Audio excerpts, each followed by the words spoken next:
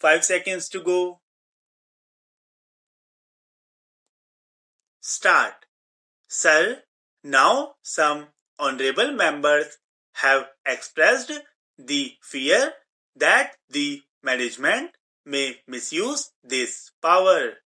I have already made it clear that the present provision is already there in the Act, and this is an improvement that we say that instead to forfeit wholly, he can have the opportunity or the power to forfeit it partially.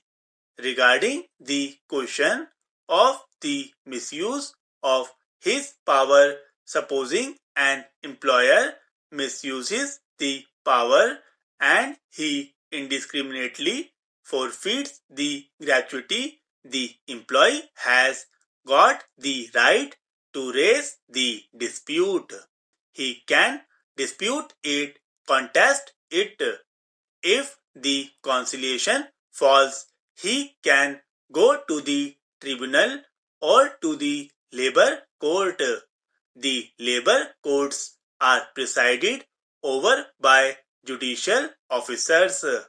Whatever the labor court decides is bringing on both the employees and the employers.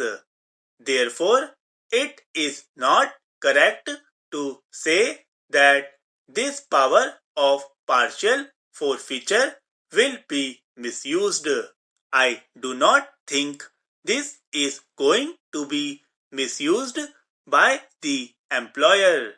I feel that there are sufficient opportunities which are open to the employee to challenge such a misuse exercised by the management. So, it is definitely an improvement on the existing provision of the Act. Some honorable members expressed the opinion that sufficient time is taken in making the payment of gratuity. It is not being paid promptly. I want to make it clear that the rules relating to the payment of gratuity already provided that an employee shall apply for payment of gratuity within 30 days from the date of gratuity becomes payable, and the employer has to make the payment within 30 days from the date of the receipt of the application for payment of gratuity. So, the time limit is already prescribed and he has to pay the amount as per time limit fixed in the rules.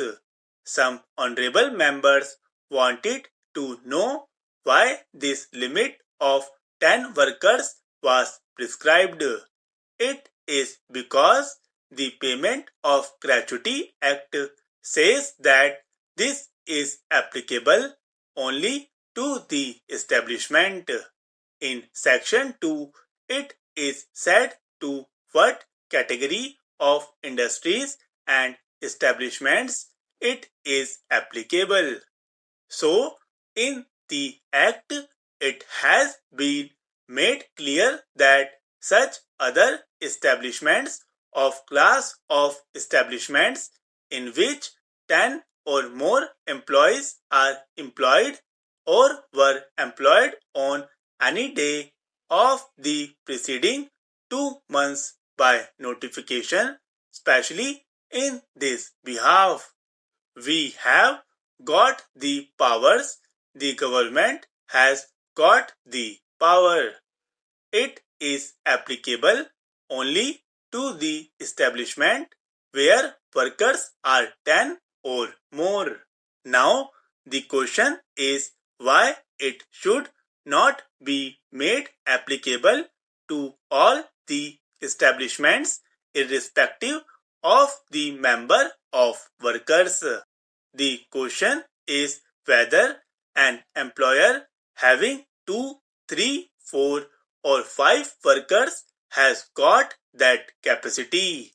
He has not got that capacity at all. When he has not got the capacity, he has not got the capacity.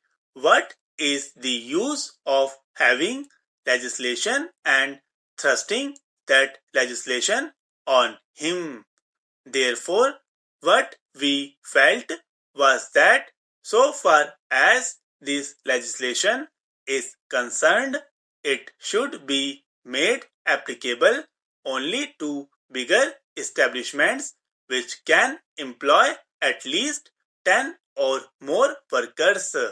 Then I want to tell the honorable members that government has got the powers to extend this act to other establishments also.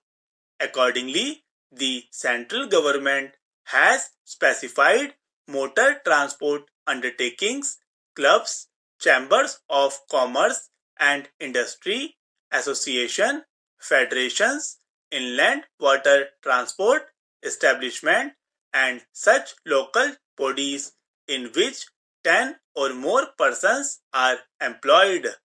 Wherever the government feels that it should be extended to other establishments, it has already extended, and if there are any good cases for extension of this, government is prepared to consider those cases and bring them under that category and extend the application of payment of gratuity act to close establishments also.